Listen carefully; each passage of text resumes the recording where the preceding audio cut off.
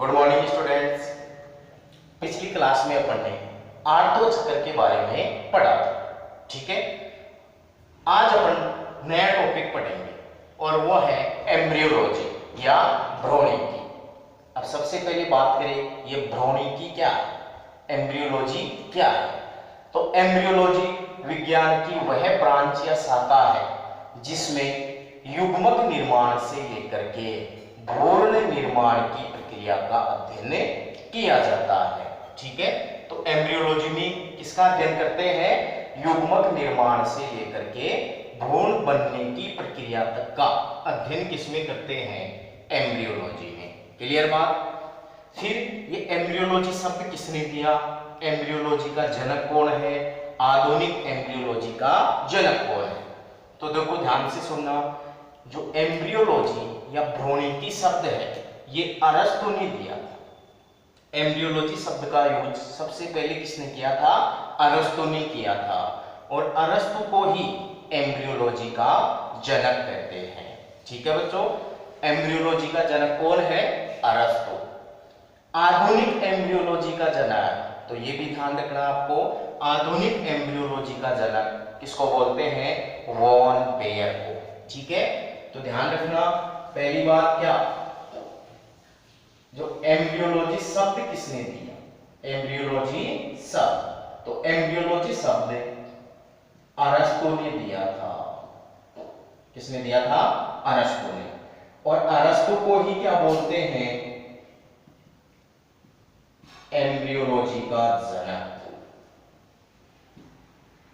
पहली बात तो ये ध्यान रखनी है, एम्ब्रियोलॉजी का जनक अरस्तु और एम्ब्रियोलॉजी शब्द किसने दिया, अरस्तु। दूसरी बात क्या ध्यान रखनी है आपको, आधुनिक एम्ब्रियोलॉजी का जनक, आधुनिक एम्ब्रियोलॉजी का जनक। आधुनिक एम्ब्रियोलॉजी का जनक कौन है, वॉन बेयर, वॉन बेयर, ठीक है बच्चों। दो चीजें ध्यान रखना, एम्ब्रियोलॉजी में सबसे पहले अपन पढ़ेंगे युग्मक जनन। किसकी बात करेंगे, युग्मक जनन या गेमेटोजेनेसिस, गेमेटोजेनेसिस या युग्मक जनन,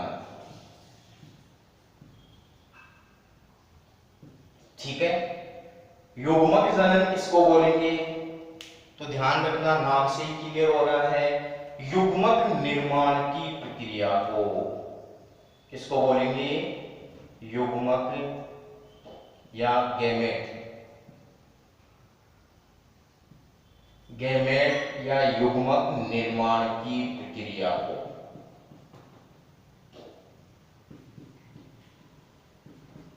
युग्मक निर्माण की प्रक्रिया को क्या बोलते हैं, युग्मक जनन या गैमेटोजेनेसिस, ठीक है। दूसरी बात क्या ध्यान रखनी है, ये जो गैमेटोजेनेसिस है ये प्रक्रिया कहां होती है, तो ये जंतुओं में, जनक या गोनेड्स,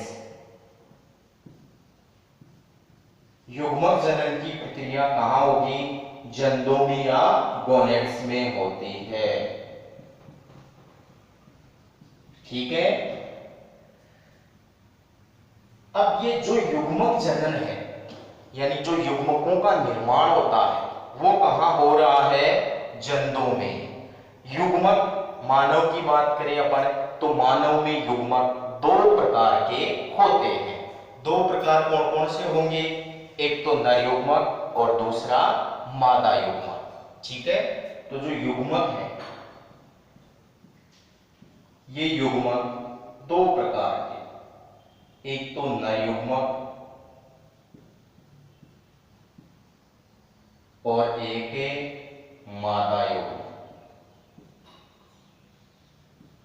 ठीक है। अब देखो ये जो नर युग्मक है, नर युग्मक का निर्माण कहां होगा,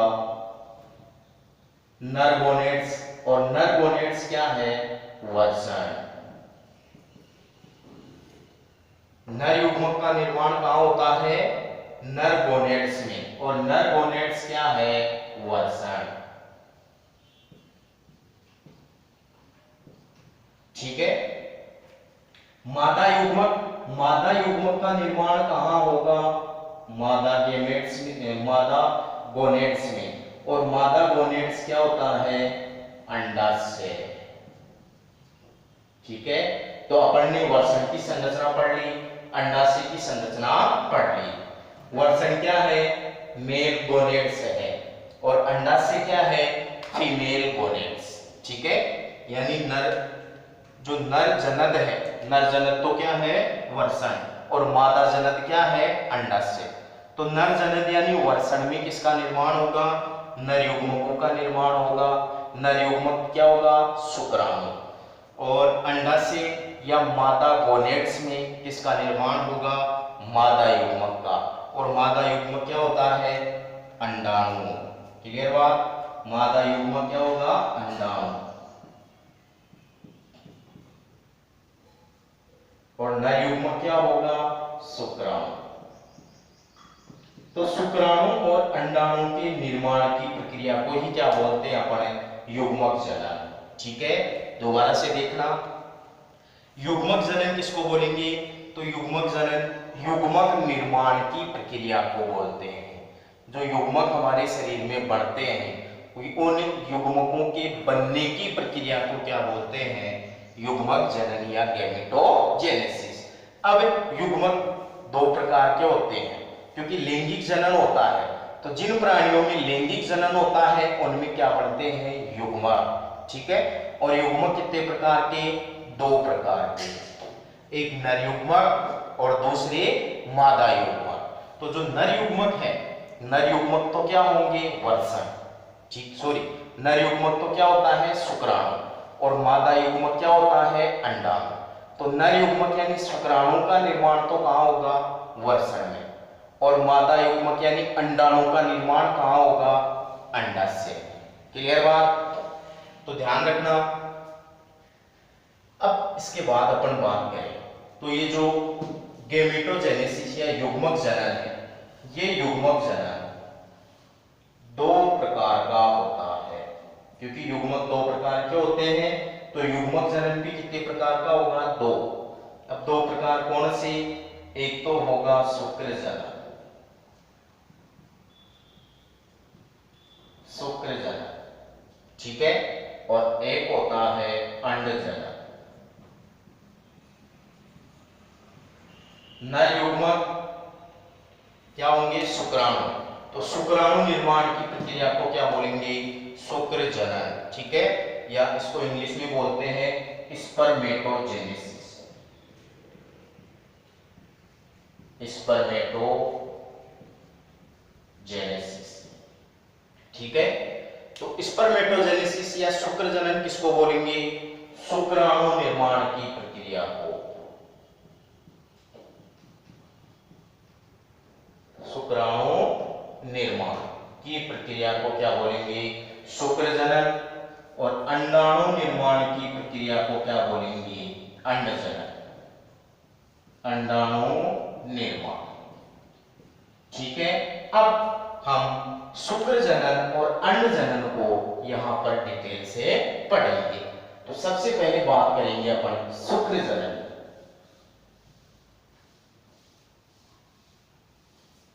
शुक्र जनन, शुक्र जनन क्या होगा? शुक्राणु निर्माण की प्रक्रिया। तो शुक्र जनन कहां संपन्न होगा?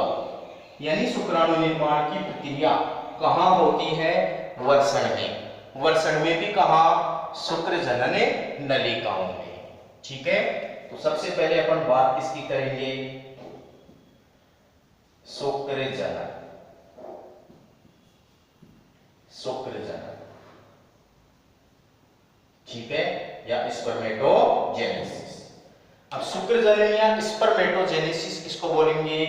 पहली बात ध्यान रखना, शुक्राणु निर्माण की प्रक्रिया।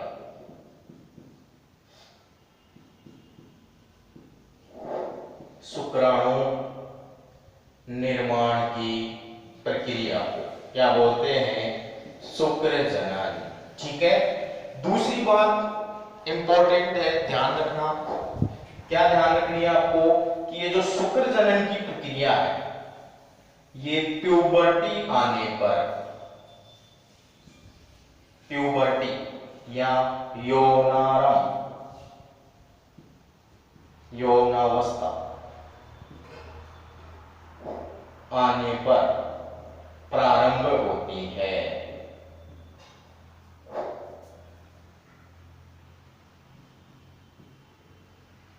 ठीक है। तीसरी बात क्या ध्यान रखनी है कि शुक्र जनन की प्रक्रिया कहां होती है? तो शुक्र जनन की प्रक्रिया वर्षण में, शुक्र जनन नलिकाओं में होती है। वर्षण में शुक्र जनन नलिकाओं।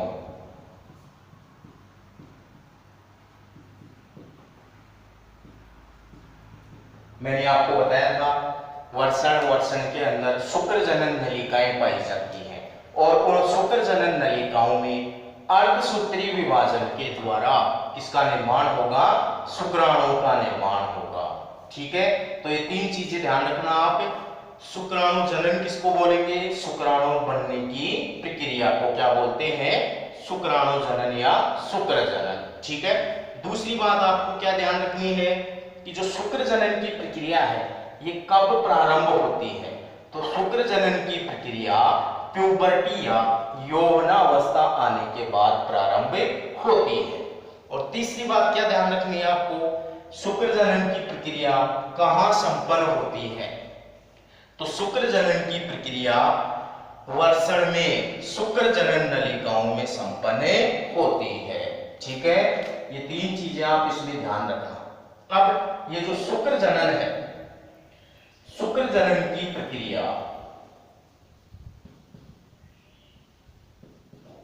शुक्र जनन की प्रक्रिया दो चरणों में संपन्न होती है।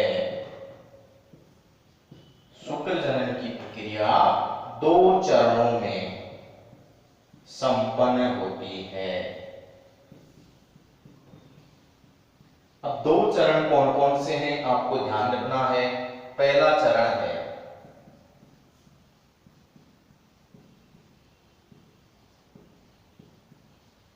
स्पर्मेटोसाइटोजेनेसिस। ठीक है। पहला चरण कौन सा है? स्पर्मेटोसाइटोजेनेसिस। हिंदी में लिख देता हूं इसको, स्पर्मेटोसाइटोजेनेसिस।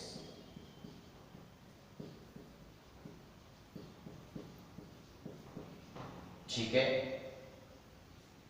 शुक्र जनन की प्रक्रिया दो चरणों में होती है। पहला चरण है स्पर्मेटोसाइटोजेनेसिस और दूसरा चरण है स्पर्मियोजेनेसिस। दूसरा चरण कौन सा है? स्पर्मियोजेनेसिस।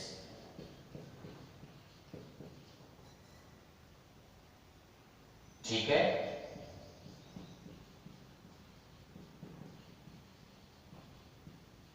स्पर्मियोजेनेसिस। तो शुक्र जनन की प्रक्रिया दो चरणों में होगी, स्पर्मेटोसाइटोजेनेसिस और स्पर्मियोजेनेसिस। सबसे पहले अपन बात करेंगे स्पर्मेटोसाइटोजेनेसिस की और इसके बाद पढ़ेंगे अपन स्पर्मियोजेनेसिस। तो ये स्पर्मेटोसाइटोजेनेसिस का मतलब क्या है? तो ध्यान रखना, स्पर्मेटोसाइटोजेनेसिस में क्या होगा? तो स्पर्मेटोसाइटोजेनेसिस में वर्षण के अंदर जो शुक्र जनन नलिकाएं हैं उनमें जनन कोशिकाएं पाई जाती हैं और उन जनन कोशिकाओं से स्पर्मेटिड का निर्माण होता है। ठीक है। तो जनन कोशिकाओं से स्पर्मेटिड के निर्माण की प्रक्रिया को क्या बोलते हैं? स्पर्मेटोसाइटोजेनेसिस। ठीक है। तो इसमें ध्यान रखना,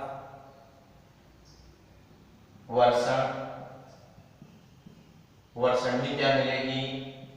सेमनीफेरस ट्यूब्यूल या शुक्र जनन नलिकाएं।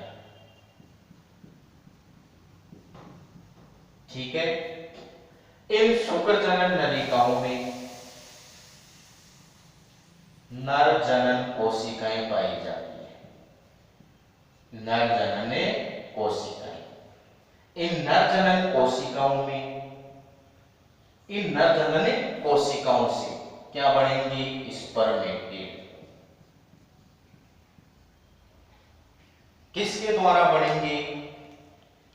मेयोसिस,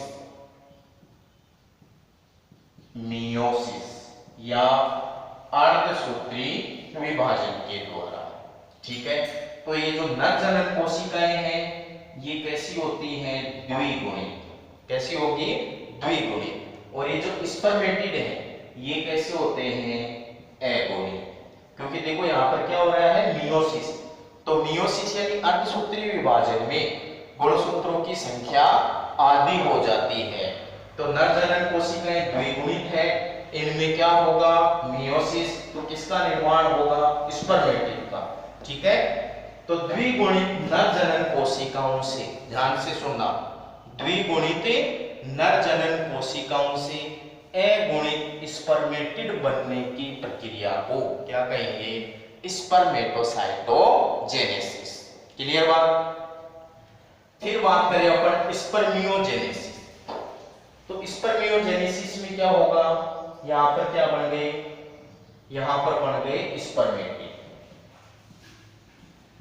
स्पर्मेटिड, और स्पर्मेटिड कैसे हैं? अगुणित। तो इन अगुणित स्पर्मेटिड से शुक्राणु बनने की प्रक्रिया को क्या बोलेंगे? स्पर्मियोजेनेसिस। क्लियर बात? तो दो चरण ध्यान रखना आपको। शुक्र जनन के दो चरण होते हैं, स्पर्मेटोसाइटोजेनेसिस और स्पर्मियोजेनेसिस। तो स्पर्मेटोसाइटोजेनेसिस में तो क्या होगा? द्विगुणित नर जनन कोशिकाओं से अगुणित स्पर्मेटिड का निर्माण होता है। किसमें? स्पर्मेटोसाइटोजेनेसिस में। और जो स्पर्मियोजेनेसिस है इसमें क्या होगा? तो इसमें स्पर्मेटिड रूपांतरित होकर के किसका निर्माण करते हैं? शुक्राणु का। तो स्पर्मेटिड से शुक्राणु बनने की प्रक्रिया क्या कहलाएगी? स्पर्मियोजेनेसिस। ठीक है, फिर ये जो स्पर्मेटोसाइटोजेनेसिस है इसकी 3 प्रावस्थाएं होती हैं, यानी ये भी 3 चरणों में पूरा होगा। अब 3 प्रावस्थाएं इसकी कौन कौन सी हैं? तो पहली प्रावस्था होती है गुणन, दूसरी होती है वृद्धि, और तीसरी प्रावस्था होती है परिपक्वन। ठीक है, शुक्र जनन 2 चरणों में संपन्न होगा, स्पर्मेटोसाइटोजेनेसिस और स्पर्मियोजेनेसिस। अब ये जो स्पर्मेटोसाइटोजेनेसिस है इसकी भी 3 प्रावस्थाएं होती हैं, यानी ये 3 प्रावस्थाओं में पूर्ण होता है। 3 प्रावस्थाएं कौन सी? गुणन प्रावस्था, वृद्धि प्रावस्था और तीसरी परिपक्वन प्रावस्था। क्लियर बात? तो सबसे पहले अपन क्या पढ़ेंगे? स्पर्मेटोसाइटोजेनेसिस। क्लियर बात?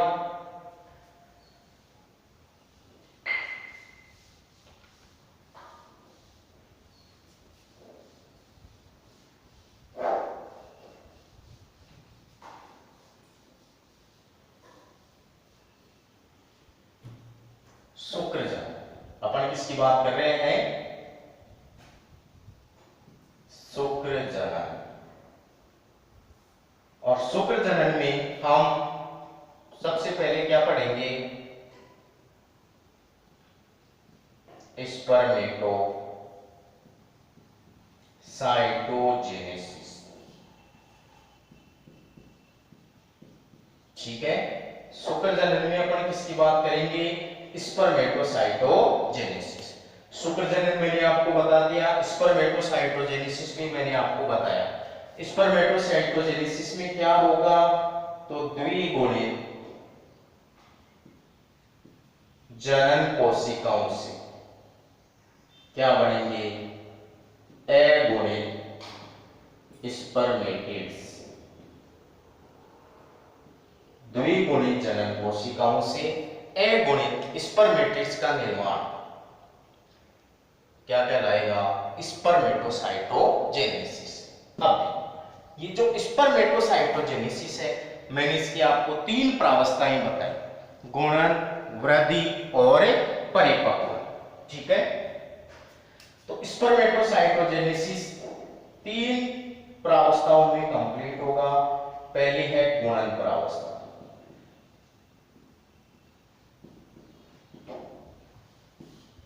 दूसरी है वृद्धि प्रावस्था और तीसरी है परिपक्वन प्रावस्था या मैच्योरेशन फेज। ठीक है, अब सबसे पहले अपन बात करेंगे इसकी गुणन प्रावस्था। गुणन प्रावस्था, गुणन प्रावस्था में क्या होगा, तो आपको ध्यान रखना है, क्या ध्यान रखना है कि गुणन प्रावस्था में क्या क्या होता है। अब देखो क्या होगा गुणन प्रावस्था में, तो सबसे पहले जो नर जनन कोशिकाएं, नर जनन कोशिकाएं, इन नर जनन कोशिकाओं में बार बार क्या होते हैं, माइटोसिस। नर जनन कोशिकाओं में बार बार समसूत्री विभाजन होते हैं और समसूत्री विभाजन के दौरान जो कोशिकाएं बनती हैं उन कोशिकाओं को अपन क्या बोलेंगे, स्पर्मेटोगोनिया। स्पर्मेटोगोनिया। ठीक है बच्चों, तो ध्यान रखना गुणन प्रावस्था में किसका निर्माण होगा, स्पर्मेटोगोनिया। अब ये जो नर जनन कोशिकाएं हैं ये कैसी हैं, द्विगुणित है। यहां पर कौन सा विभाजन हो रहा है, समसूत्री विभाजन, और क्या बन रहे हैं, स्पर्मेटोगोनिया। तो स्पर्मेटोगोनिया भी कैसे होंगे, द्विगुणित। ठीक है, ध्यान रखना क्वेश्चन पूछा जा सकता है स्पर्मेटोगोनिया अगुणित होते हैं या द्विगुणित, तो स्पर्मेटोगोनिया द्विगुणित होते हैं। क्लियर बात। तो गुणन प्रावस्था में क्या हुआ, गुणन प्रावस्था में जो नर जनन कोशिकाएं होती हैं ये बार बार समसूत्री विभाजन करके किसका निर्माण करती हैं, स्पर्मेटोगोनिया का।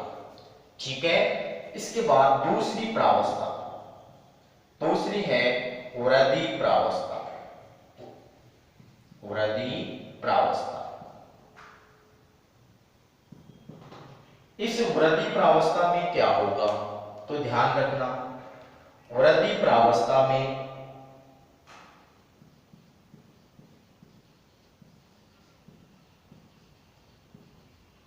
स्पर्मेटोगोनिया, स्पर्मेटोगोनिया क्या करेंगे, वृद्धि दर्शाएंगे। ठीक है, वृद्धि प्रावस्था ये नाम से क्लियर हो रहा है, आपको ध्यान रखना है इस वृद्धि प्रावस्था में कोई भी विभाजन नहीं होता है। ठीक है, गुणन प्रावस्था में समसूत्री विभाजन होता है और वृद्धि प्रावस्था में कोई विभाजन नहीं होता है। वृद्धि प्रावस्था में स्पर्मेटोगोनिया क्या करेंगे, वृद्धि दर्शाएंगे। तो स्पर्मेटोगोनिया वृद्धि करके किसका निर्माण करेंगे, प्राथमिक स्पर्मेटोसाइट का, प्राथमिक स्पर्मेटोसाइट।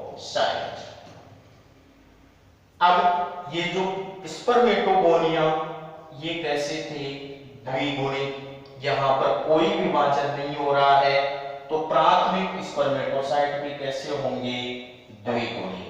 क्लियर बात। स्पर्मेटोगोनिया भी कैसे होते हैं, द्विगुणित होते हैं। प्राथमिक स्पर्मेटोसाइट भी कैसे होते हैं, द्विगुणित होते हैं। तो दोनों प्रावस्थाएं ध्यान रखना, अभी तक यहां पर गुणसूत्रों की संख्या आदि नहीं हुई है। ठीक है बच्चों, तो दोनों प्रावस्थाओं में ये जो बन रहे हैं कोशिकाएं ये कैसी होंगी, द्विगुणित होंगी। तो दो प्रावस्थाएं, पहली गुणन प्रावस्था, तो गुणन प्रावस्था में क्या हो रहा है, नर जनन कोशिकाएं बार बार समसूत्री विभाजन करके स्पर्मेटोगोनिया का निर्माण करती हैं। नर जनन कोशिकाएं द्विगुणित, तो स्पर्मेटोगोनिया भी कैसे होंगे? द्विगुणित। दूसरी प्रावस्था है वृद्धि प्रावस्था। तो वृद्धि प्रावस्था में क्या हो रहा है? यहाँ पर कोई विभाजन नहीं हो रहा, यहाँ पर स्पर्मेटोगोनिया वृद्धि दर्शाते हैं और वृद्धि करके किसका निर्माण करते हैं? प्राथमिक स्पर्मेटोसाइट का। तो स्पर्मेटोगोनिया द्विगुणित है, तो प्राथमिक स्पर्मेटोसाइट भी कैसे होंगे? द्विगुणित। और तीसरी प्रावस्था है गुणन प्रावस्था। तीसरी कौन सी है? गुणन प्रावस्था।